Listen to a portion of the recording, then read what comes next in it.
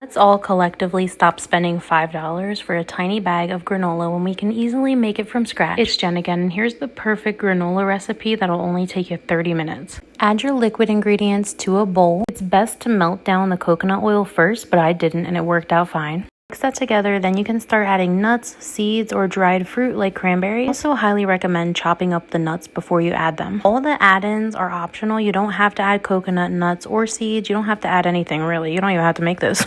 And most people do leave their coconut raw and they add it at the end once everything cools. I add it when I bake it. Mix everything together, then add your oats. This will just make mixing way easier. Also, try not to use the smallest spoon in your house. Why am I doing that? I'm smiling hard as shit like my arm's not cramping up. And then, as you see, I gave up and I started mixing with my hands. Am I serious?